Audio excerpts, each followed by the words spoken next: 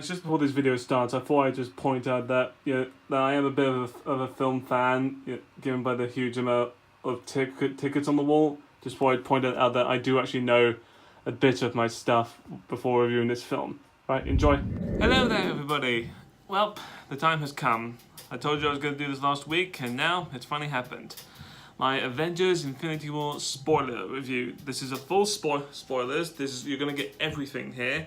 If you want the non-spoiler review, it's on my other channel. I will try and link it to see what I can do with it. But right now, you don't want to see anything spoiler-wise in terms of this film, don't watch this video. Which is, So, I warned you. Here we go. Avengers Infinity War. I mean, I don't even know where to start with this, because I'm filming this a few days later. I apologize for the huge lateness of this video. I just tried to give everyone at least a weekend to watch this movie so that, I didn't try and spoil anything for you. Because my non-spoiler review was on the actual opening night. But I've had a few days to think about it. I've had my mind processing through everything that's happened right now. And here's what I think about this movie. Overall, I still love it. It's very weird when you look at critical reviews and commercial success and everything else in terms of what this movie could be like. This movie, Avengers Infinity War, is not a normal movie. In the sense that it's not something that you can assess with any other kind of movie or superhero movie. It is what it is. That it is so many characters, it's everybody coming together, it is the best combo fan service it could ever be for someone. And I think that's the best way to describe it. If anything you imagined about all these characters meeting and interacting with each other, fighting, doing something like that, then this movie does that for you. So, I mean, as you get that a lot when it comes to the fight scenes with Thanos. You get things like in New York, what happens on the other planets, what happens in Wakanda, that you're just there to see them fight together. You're not there to see anything major, plot development-wise, or to see anything big. You're there just to see them talk, because why not? So, going to spoilers, it opens up immediately in Thor Ragnarok, which is a bit kind of, harsh to an extent to the previous movie, in the sense of how, everyone in Asgard just decides, oh yeah, we're going to survive, we're the survivors of everyone. And then immediately in this movie, everyone is killed. Heimdall gets killed, Thor is beaten up, Loki dies. That's such a huge thing. I was like, oh damn, you actually killed him? I mean, I say killed. I hope not. But it was so impressive how in that short 5 to 10 minutes, they assessed how big of a deal this was going to be. Yeah, because right off the bat, Thanos, the main villain, you show what he is capable of. Especially when Hulk fights him. By the way, I love that bit where it's Loki goes, yeah, we have a Hulk, and then just bashes in. And Hulk just tries to beat him up, but Thanos' children just says, let him have his fun. That's really cool. That's an actual moment of him being oh, even the Hulk is not as powerful. Nothing is going to stand in his way. Yeah. I mean, it was such an impressive feat of it, by the way. I mean, I love Hulk's little performance issues in this movie. The idea that, Bruce Banner and Hulk are fighting each other, trying to be you need to fight, and Hulk's just no, which I thought was quite funny. It's a little bit niche, but I still loved it to an extent of that. I mean, moving on, you get to things that I never thought possible. You get to see Spider-Man, Doctor Strange, and Iron Man meet and chat to one another. It's so fun, especially when they're on the ship, just to talk to each other and just to assess how each one of them is different from another. Because that's also one of the things that's a bit difficult in the comic books as well, and how to distinguish Tony Stark from Doctor Strange.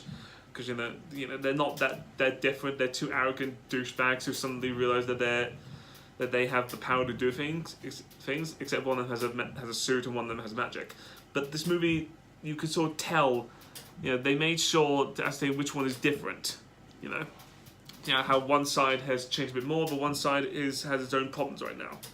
Because that's what I like about the idea is how Tony Stark just calls him a wizard all the time, and how he questions what do you do actually all the time? And Doctor Strange is like, yeah, I'm fixing your reality, douche. I'm the one who actually helps you and everything else. Yeah, I love the idea of it jumping to each place. Like it went to Edinburgh for Wanda and Vision. How it went to New York with Iron Man. How it then went to deep space with Thor and the Guardians. Which, by the way, I love that bit. You know, because it sort of ascertained that little bit of hilarity that they all have with each other. That the Guardians is its main bit of its comedy. You know, that they made sure that it was funny, and that Thor coming into that world, you know, him showing off his prowess, you know, with Chris Pratt is hilarious. I love that. One thing I do want to give a point about how Thanos in this is amazing, and it really should be seen. This whole movie should really be seen as Thanos' movie, because it's going from his perspective in terms of what he believes is right.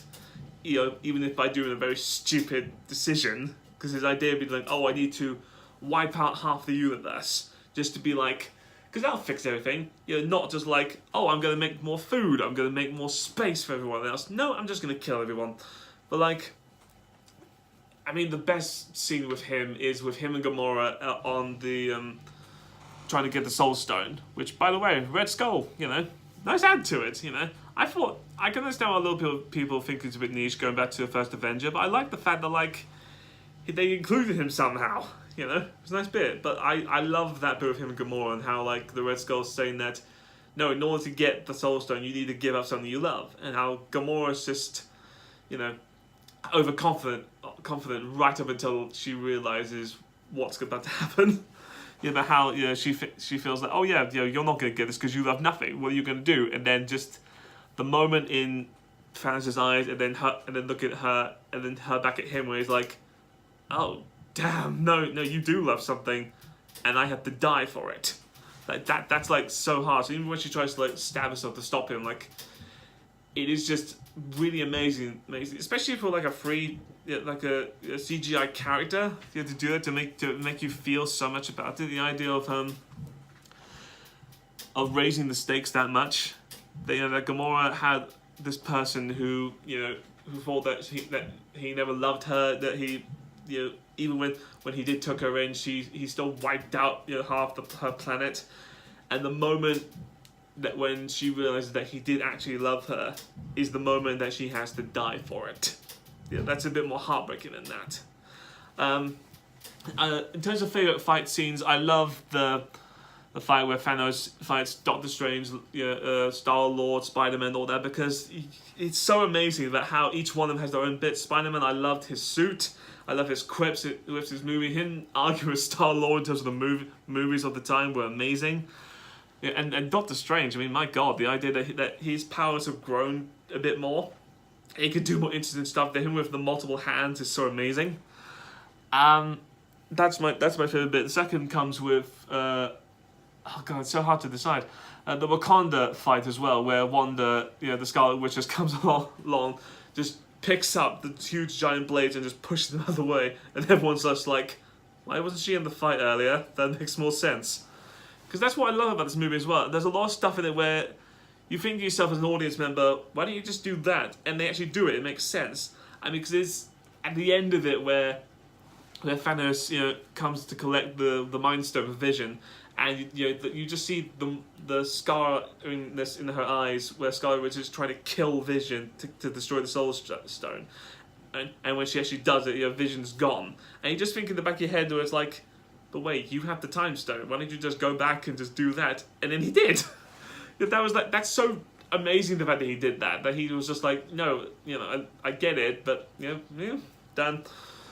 Because Thanos in this movie, I mean, he's so amazing in it, because it's like he acts like he hates that he has to do this, but that it's a task that has to be done in order to save everyone, and that he feels bad about it, but he knows that this is his burden to bear. Especially when his fight with Tony, you know, where he stabs Tony, and he's like, I hope they'll remember you.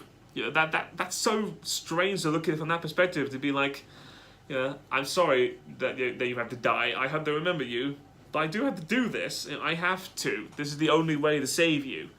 Because that's the one point about making a good villain. because Marvel's had that problem for years in terms of just having, you know, a weak villain to, you know, to undercompensate the big superhero, because it's difficult to do that. But when you have one like that who you understand his goals, you understand his mind in terms of why he's thinking like that, even though it's a stupid thing, but it's still amazing. Yeah, I love the idea that the stakes were raised in this so much.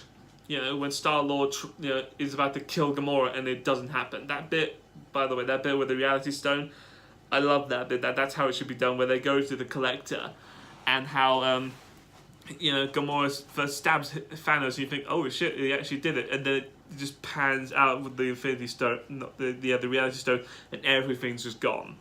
You know, like that shows like how powerful he is, but also like how a lot of times he's just toying with them. You know, he's like a lot of these things are so strange, and how, I mean, because I don't know how to explain it. Because I'm a big Marvel fan, you know, obviously I've watched all these movies, and you sort of think to yourself like, why have you been waiting this long to do all this? And even now, why are you just making toys with other people? But you understand that that's his way. You know, the things are like, no, I have more important stuff to do. I am going to send my children to do this because, you know, they can handle it. You know, I'm not dealing with this stuff. I'm just going to grab the stones. I'm not you know, going to bother fighting you, because why would I? You know, this is very much his movie, and you know, all the Avengers are his villain. And that's one thing I love about this movie so much, is that, you know, it slaps you in the face how much that it is a two-parter. You know, especially with the ending, about how each one of them, you know, how Thanos gets his goal, he snaps his fingers, and the universe is just gone. I mean, you know, all the people in it. And how you just see people like Bucky and Black Panther and Star-Lord, and people just fade away. Spider-Man, I mean, my God, that was so heartbreaking. You know, how being like, you just killed a 15-year-old kid. Yeah, and Tony's is on his own. That I loved so much. You know, all the fan theories about how like which one of the main Avengers is going to die, and none of them did. You know, Thor, I thought in this movie was so great. I loved his bit with him taking the heart of a dying star. You know, because you know, why not? He's already done so much. You know, him with Stormbreaker, him going to Wakanda. That was just so incredible. You know, because I love the evolution that he's gone with his character a bit now. The idea that like he's not just like this high and mighty person, but he's also quite funny as well. I think that's good as well. But that ending where it shows Thanos just looking proudly and healed, and how he's like, yeah, I've won, I've done my bit. That's amazing, because you know it is a huge perspective of just showing the villain winning in the Marvel movie is so big. You know, you don't get that so much, and I'm gonna, you know, love it when it hopefully happens next year with Avengers 4. But I mean, in terms of my small little quips with it, it is a long movie. A lot of it could have been done in shorter time. There are some bits where, you know, it can feel too big. It can feel like that you're there just to, that a lot of these times it's just characters meeting each other, which I get. If you're not a Marvel fan, you're not going to like this movie. You know, if you're not into this, I don't recommend it at all. I mean, this isn't like a movie where it's just like, oh, it's going to be critically acclaimed, it's going to be something big. It's for fans. It's their reward. You know, it's our reward for like watching all this all the time, and that's, sorry, my thing just went off. And it's something where, I mean, you're going to love doing this.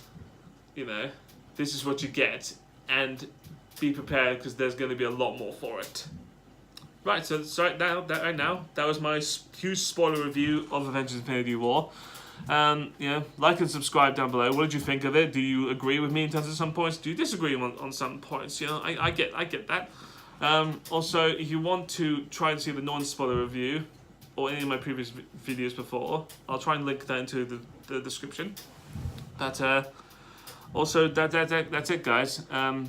Oh, and also one thing, thank you to all of my new subscribers, the fact that I've just got them over the last month. I am so happy that this channel is growing to a degree that I never even imagined. I never thought I would get this far, and I love you all so much. But that's it, guys. Yeah, thanks so much for joining me this week. Yeah, I'll look forward to see you next week. Bye.